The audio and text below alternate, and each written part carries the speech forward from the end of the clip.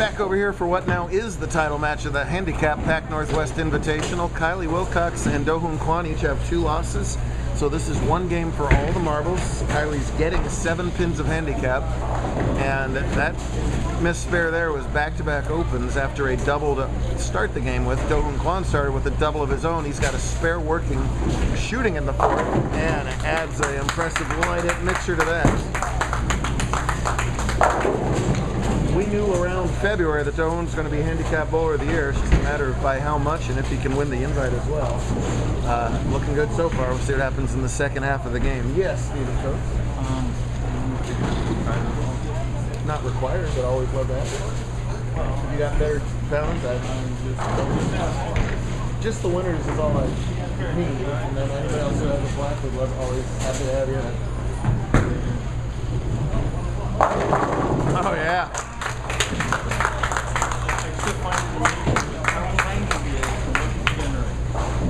Steve, I don't know if you caught that on camera, but the amount of power he's able to generate with a, well, let's face it, tiny body is pretty impressive. He is 11 years old and 11 and what, maybe 65, 70 pounds? Soaking wet, 65 pounds. 65 pounds wet? The thing about it, for the 15-pound ball, Is it, how heavy is the ball? 14. And he's about 70, 80 pounds. 32 kilograms. Anybody help me with that? 32 kilograms. What is that? We need a kilogram to pound converter. We gotta figure this out because we gotta do the math. 32. Everybody's going to their phones. Their kilogram converter. Here we go. We're having fun, but Kylie's not having fun all of a sudden. That's a 3rd open frame in a row for her, putting her behind the 8 ball. 70.5 pounds. 70 pounds. 70 pounds. So his bowling ball is a 5th of his weight. Right, a 5th of his weight. Stephen, how would that translate to you? Oh, jeez. That'd be a what? That'd be about a I don't even want to. 400-pound bowling ball. Oh my goodness. Do we got a ball return or Kylie's changing balls? Oh, getting some coaching is what's going on over there. So he's literally throwing a ball a 5th of his weight with all that power, plenty of accuracy, obviously. It's been a joy to watch all year, except if you're a fellow handicap division bowler. Then it hasn't been any fun at all because he has steamrolled anybody. He has steamrolled him. He has steamrolled her. Everybody else. Well, yeah, you did actually give him one of his losses, to be fair. Give her her props there. Both these doubles winners did very well today. Jessica finishing in 6th and Ty in 3rd. Enjoy the ride, girl. Just enjoy the ride. Right now, who should be up right now, folks? Kylie should be up, right?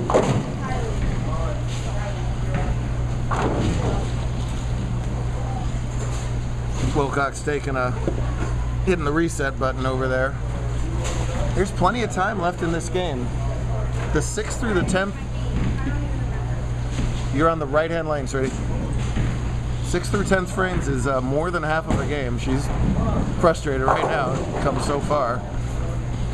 She can mentally and physically regroup here. There's lots of time left in this match. Meanwhile, Bud and Ashton are playing in the Zach Stone official U17 title match as he's helped me out over there on screen. He's also got a 10% cut of Bud's $1,000 winnings. So, everything working out well there. PBA Rookie of the Year, Zach Stone. Ashton, a victim of the variance of bowling, is he was eliminated by Tyler Coates on a squasher of a hit from Coates, but that's the sport we play. And a nice spare from Wilcox. That'll get her off the schneid a little bit. And if you're Do-Hoon, you feel bad for Kylie, but want no part of it once you're on the approach. He wants to put the hammer down here with 2 more big ones.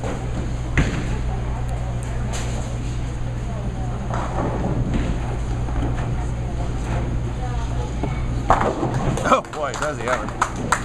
Shot after shot, high flush, high flush. See you later. See you, bud. See you.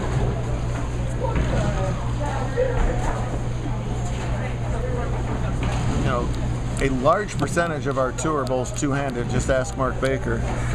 But there's a wide range of abilities and smoothness in one-handed. There's a wide range of abilities and smoothness in two-handed. And really, the two-handed bowling, because you don't have the thumb and the arm swing for the traditional leverage, you've got to be just really pristine with your timing in order to really be any good at all two-handed. And you look at the scratch champ Bud and Ashton, and Do-hoon has that timing down already at that age. It'll be interesting if he does start to grow. If things get a little wacky. I remember when Bud really started to sprout up, there was a little, quite a bit of timing adjustments he had to make. I don't think Do-hoon's destined to be 6'4" like Bud, but he might get over the 5-foot mark at some point. Maybe not. Who knows? But one thing you do have an advantage at the smaller size is great leverage. You don't have to stay down at the foul line. You are at the foul line. So that's one advantage for Quan. Right now, Kylie, the back half of this game, just not going as well as the first portion was, and she's about had it. She's disappointed now, but hey, she's going to finish first and second on the weekend, and 99% of the field wish they got that finish. She'll stay in the top 5 in points, so she'll be on stage in Vegas. Had our celebration dinner.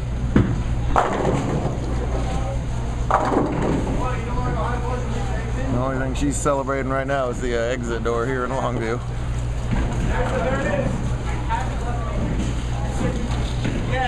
It's a tough game. These kids are competitors just because they're bowling in the handicap division. They are not any less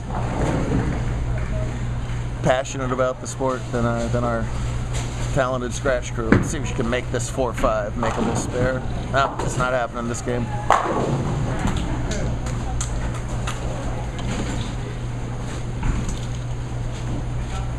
In a season that has been filled with victorious moments, Do-hoon Quan has himself a victory lap here with insurmountable lead and still 3 frames to go. But only thing left for him to do is beat Bud's 278. He's got a potential 279 if he goes all the way out. That's not going to happen, but does not matter. Today's event worth triple points. The point leader at the end of the day is Bowler of the Year. 2nd through 5th comprise the rest of the All-Star team. And the top 20 in points after today move on to Vegas for the big one, TPC. Top 20 from all our conferences, where the Northwest has traditionally done very well against the rest of our conferences in TPC. I don't know if it's because they have the longest drive, even though Texas might say something about longest drive.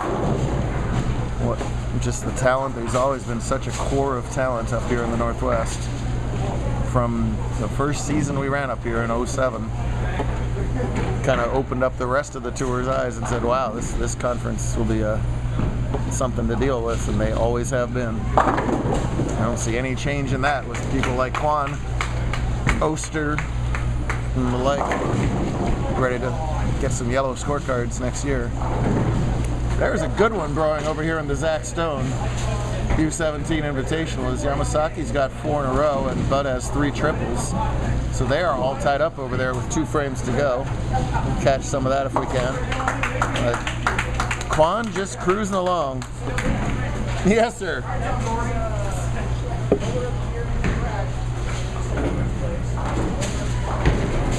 Very unusual. Funny that, huh? Yeah. It's a little unusual though that both 1 seeds Bowler of the Year. Give about a half hour, first and second. Are you kidding me? There are 2 other bowlers that wouldn't trade for where she finished right now. So there you go. So 500 today, 200 yesterday, plus any brackets. $700-800 weekend. Minorly acceptable.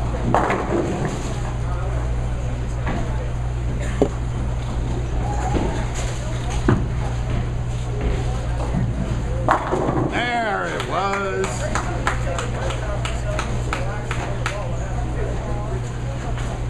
It really is sometimes as simple as that. Got a little mentally frustrated in the middle of that game. Now that it's over, all those frustrations go away, and the Kylie we've seen all this time comes around. Older me, basically. Yeah, very Garretish. But it's still I hate. It's still an invitational title over there, so I do want to catch an end of this as Dohun is just torched it. And there's the Kylie we saw all weekend. If that face doesn't tell it all, I don't know what else does. Try and catch a little bit of both here. For a U17 title match, this has been a fantastic one. This time, Bud can strike out for 258. Well, we'll get the shot, then I'll show you the scoreboard. So he's got 247 with that little tickler 10 there. This is his screen. You see the 247. Yamasaki pacing 238, so strike 8 spare this time would tie up the match.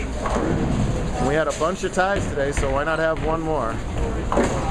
Bud does finish out with that, so strike 8 spares a tie, better than that, and Ashton wins $200 for U17 champion. Meanwhile, over there, Dohun just keeps flushing the 1-3 pocket. You've probably seen him by now, but if you haven't yet, look out, world. Ashton moving way back to the right like he did in the title match yesterday. Oh, no, ain't been. The solid 8 crumbles down. Way to punch the shot. Strikes a win. 9 spares a win. 8 and we have more fun.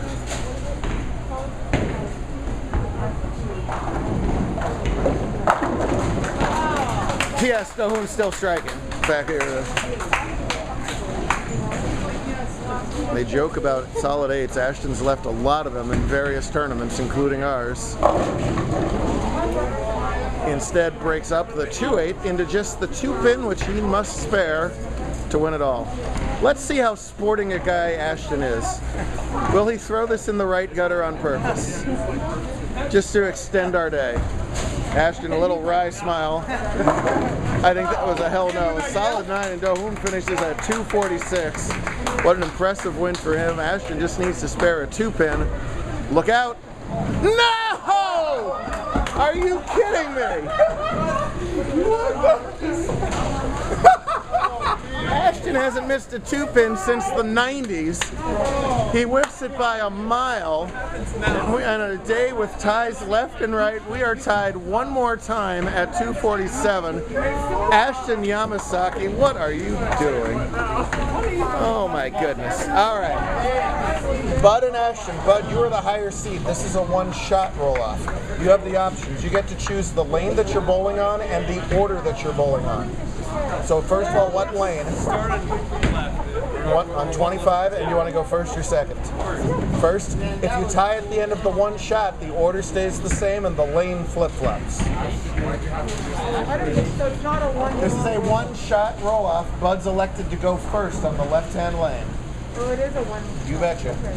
Scratcher will always one shot. Thank you, Joe. Hey, we all got to work tomorrow morning. If we just tie endlessly all weekend here, we're never going to get done. So one-shot roll-off. Bud's elected to go first in it. And look out! Ooh, that ball checked way high. We got 8 out of that. So Ashton now wins with 10 or 9. 7 or less is a sad Ashton. I just can only assume at this point he's going to find a way to get 8. And we're going to do it all over again. A solid 8 would be perfect. This time would be a great time for a solid 8. What on earth? What a bizarre end after great bowling. To redeem himself, he did it!